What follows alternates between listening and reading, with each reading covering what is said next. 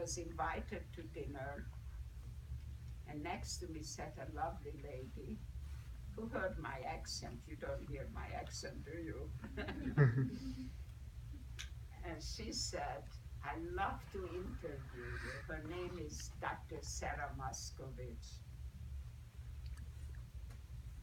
And I said, I'm really not interested in being interviewed. Believe it or not, those days I was pretty timid about it. She said, by the way, I'm starting a support group. The support group will have people just like you who were children during the Holocaust. Well, that sounded something I really wanted to participate in. So that was back in 1982.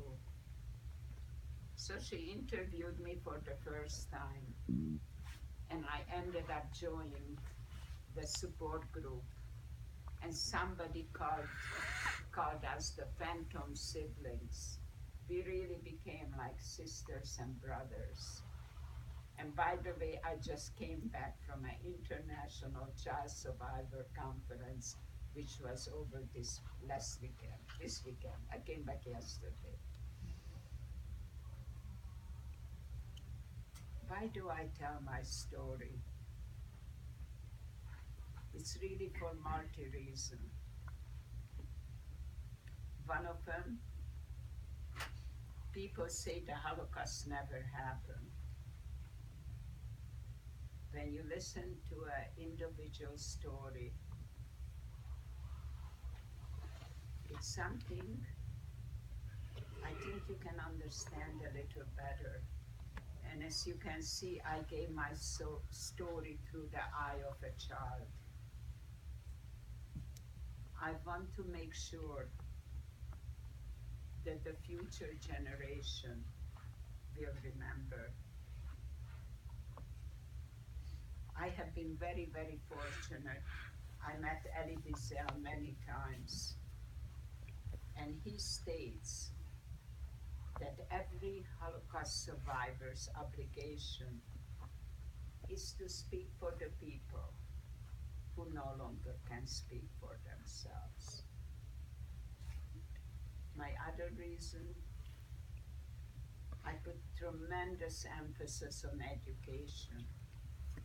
Education is one thing that nobody can take away from you.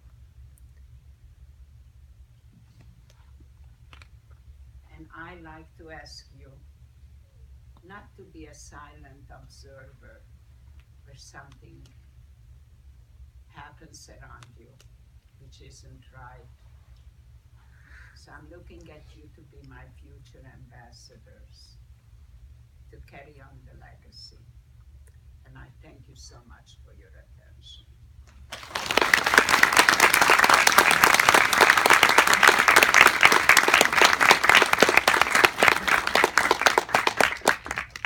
That I gave you some time to ask questions.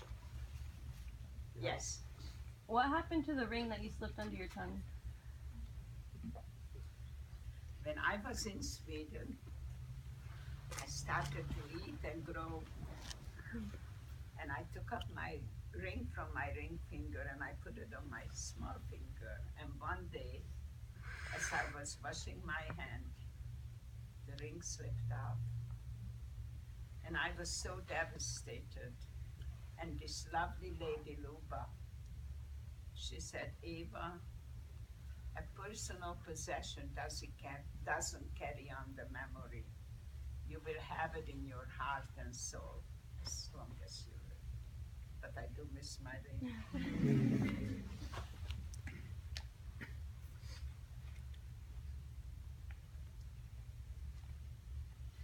You're a sweet woman.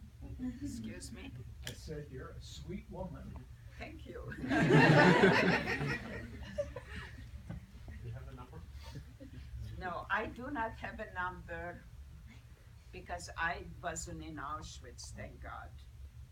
The number was given in Auschwitz, and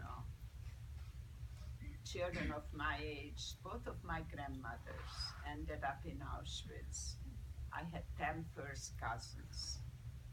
One of my aunt had twins, and my grandmother carried one of the twin, and my aunt carried the other twin into the gas chamber. And the husband was working there and actually seen this happening. So that's how we found out. People who were taken directly into the gas chamber, they didn't even bother to register. Yes, How old were you when you moved to 20. 1957. You can figure out my age. Yes, Did you have any other family members that survived? yes, I have been beside my father who survived. My father had a brother and 2 sisters that survived. The only thing really difficult for me was, and some other family members, but immediate family wise, my father never talked about my mother. So for a small child, there was such a void, not knowing anything about my mother. And my mother had a sister that survived. And through her, I was fortunate enough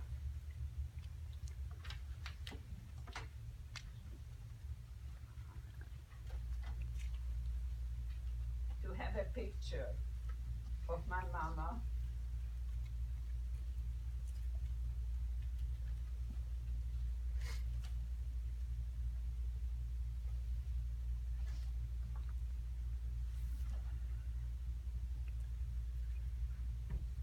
I'm going to park down. This beautiful lady was my mother. She was 28 years old when I have no idea where or where it was on when. You can figure out who she is. And this is the aunt that survived. And through her, I'm fortunate enough to have a picture.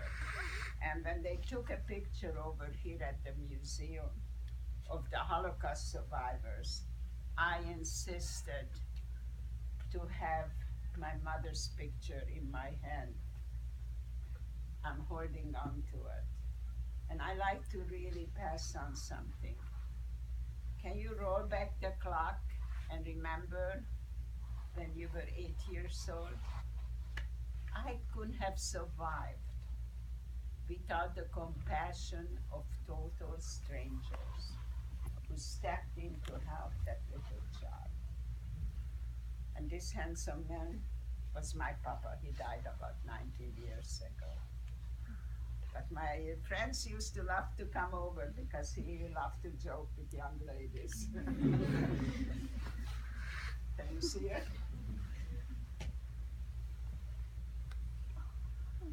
Please, How did you meet your husband? excuse me. How did you meet your husband? I told you it was a blind date. Didn't must show so, but actually he seen me at Fairfax High School and he tried to catch my attention, but I really didn't pay too much attention. So he says he got even with me. Yes. Do you ever go back to visit Budapest? I have been back to Budapest several times. And the last time I was there, it was in 1999. And my older son just became a rabbi. And he wore a skull cap. And a lovely lady, you are dressed a little different when you come from America and we spoke English. And a lovely lady made a remark that Hitler didn't finish his job. And I said, I'm never stepping back in Hungary. And I'm usually pretty outspoken, but for some reason, being in Hungary, I really didn't speak up. And I felt guilty about that too. Any other questions? Tell us about your children. Excuse me? Can you tell us about your children? Now, first of all, my new mother didn't want my kids to know that she's not really my mother.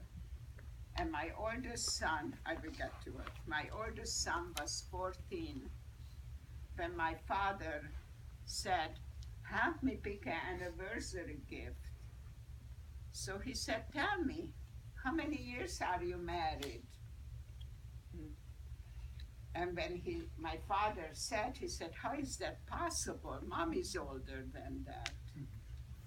And that was when they found out. So my other kids were, there is 7 years between my oldest and my youngest. So I come home one day and I see all the whispering going on.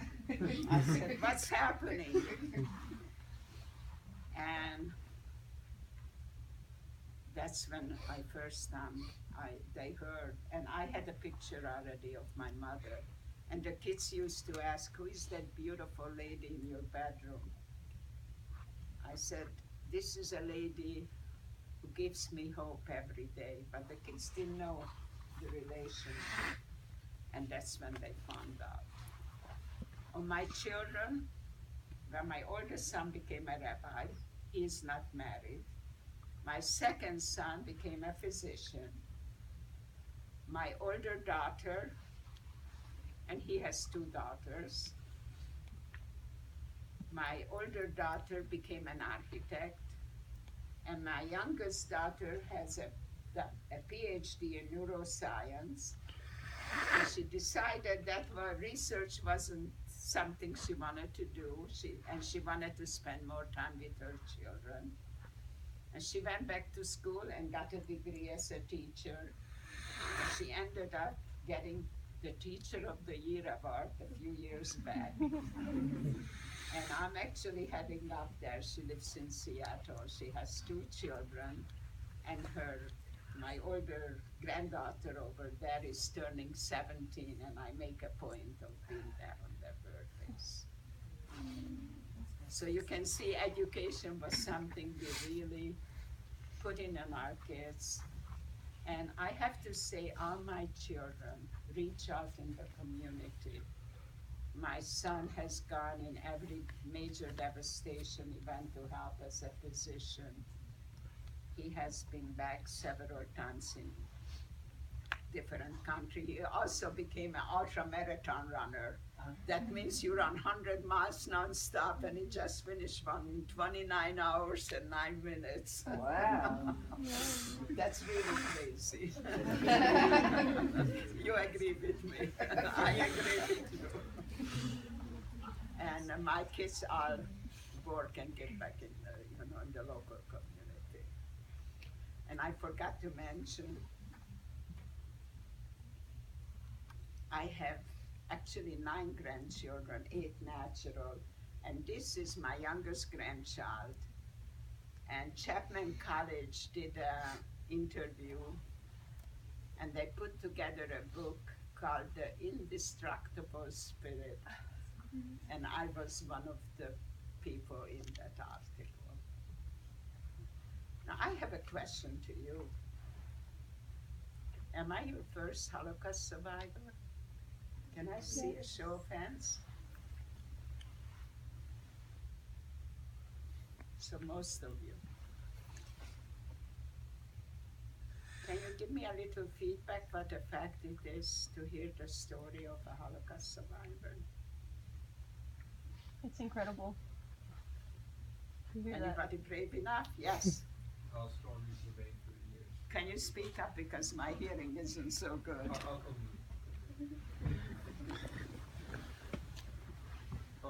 I think it's like incredible how strong you've remained through the years when you go through something like that.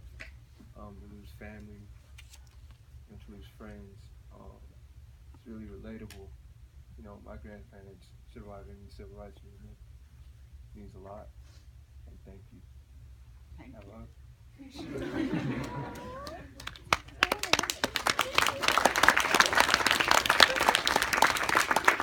I'd like to ask, I want to hear a few more feedbacks on it. But I really like to ask you, you were going to give me a feedback? No, he has He. a question. Your story is truly amazing, and whenever a person would hear your story, I'm pretty sure it would bring everybody together in the right way. Thank you. I hope you will go home and share it with your family. I usually have an assignment for all of you. When you go home,